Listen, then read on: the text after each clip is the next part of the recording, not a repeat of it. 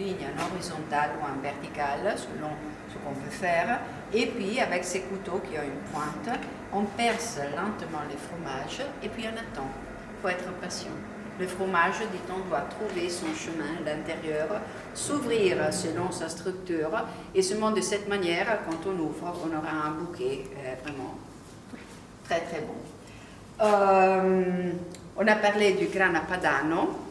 Les différences, bon, la forme est à peu près la même, le meule comme ça, mais il y a un symbole différent.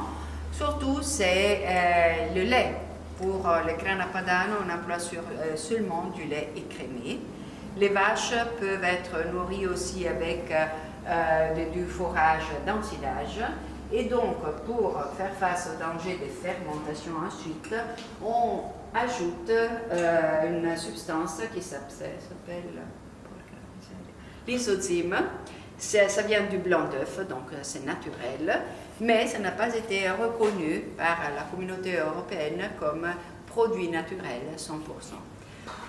Le grana padano, jusqu'à il y a quelques ans, pouvait être vendu jusqu'à 24 mois. Et maintenant, il y a quelques producteurs qui font ce qu'on appelle le gran riserva. On arrive jusqu'à 36 mois, mais pas plus loin. Quoi encore? Je pense. Ceux qui sont marqués là. On fait ce qu'on appelle la toilette des cuisses. Di bébé. Guardate quel prosciutto qua che vi faccio vedere come lo lettate. Regardez comment ça se présente maintenant et va nous montrer comment ça se présente. Regardez. Pour donner cet aspect arrondi au jambon, on a coupé aussi une partie de l'os sur la gauche ici, et aussi la viande qui se trouve au four de l'os de la hanche. Dicevo, la culata e il fiocco vengono tolti infatti dal prosciutto. Tolto lo stinco, tolto l'osso, rimane la parte del fiocco e la parte della fiocca. Alors, vengono messi in rete. On a parlé avant de culaccia et fiocco. Alors, si on ne prend pas une cuisse en entier, on peut faire de l'autre charcuterie. Éliminer la partie haute de la jambe et puis éliminer l'os, prendre la partie devant de la cuisse où la viande est un peu plus mélangée, il y a aussi des parties grasses, ça devient le fiocco. La partie arrière, culaccia ou culata, ou culatello si vous allez le manger dans la pasta parmée, c'est sans couenne.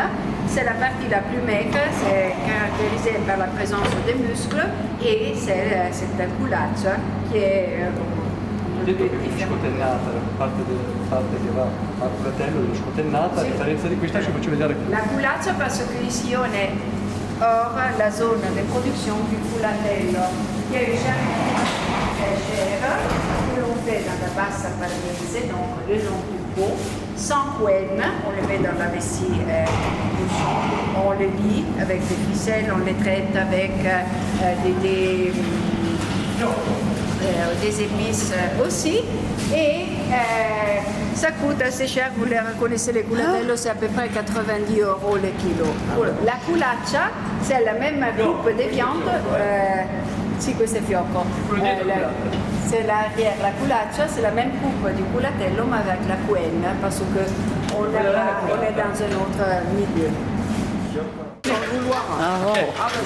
Noi non possiamo esportare prosciutti che non hanno Magnifico. Qui hanno una tracciabilità diversa. Ci impongono delle regole gli americani. Questi sono i prosciutti a riposo. Vedete C'est du che jambon à repos. questa parte bianca qua sono lieviti naturali che si formano sul prosciutto che danno profumo. La partie blanche que vous voyez sur la couronne, cette partie sans couenne, c'est comment si dice? Levure naturelle qui se forme là sur cette partie. Questo naturalmente è un maiale pesante, vedete un bel prosciutto pesante con un bel classico che andrà in negozio, andrà ai ristoranti. C'est un peu plus grand que les autres. Combien de kilos? Quanti chili? Questo qua sicuramente da fresco arrivato sarà stato 18 kg. 18 kg. 18 e adesso? Qua siamo qui quando siamo fine fase di riposo, Sì. è calato il 17-18%. À la fin de la phase de repos, la perte est de 17% environ. Attention là où vous mettez les pieds. Vous m'aidez, vous m'aidez.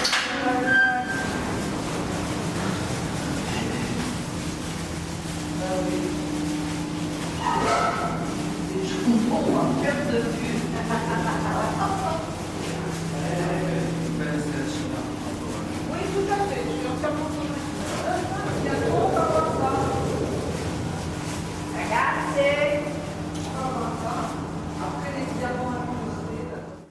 Finalement, c'est que le directeur.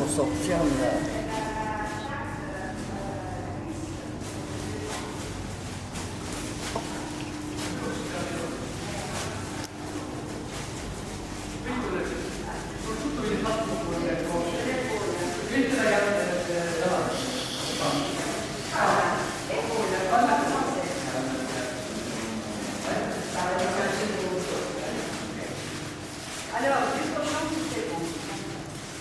Chaque papier est employé pour faire de la charcuterie, n'importe quoi. On ne jette rien. Dall'asciugatoio vediamo siamo On pre-stagionatura. a séché les cuisses et ici il y a le pré-affinage. Qui arriviamo fino dai 6 mesi, 6 mesi e mezzo, 7 e poi viene fatta l'asciugatura. Alors, 6 mois et demi, 7 mois, à 6 mois, on a cette barrière qui est dure et qui empêche l'air de pénétrer jusque là-haut, l'humidité de sortir. C'est pour ça que vous avez vu là sur la table, il y a cette masse, c'est de la graisse du porc mêlée avec de la farine de riz, du poivre, c'est cette couleur grise, et du sel. Pepe. Sì, poivre. Ah.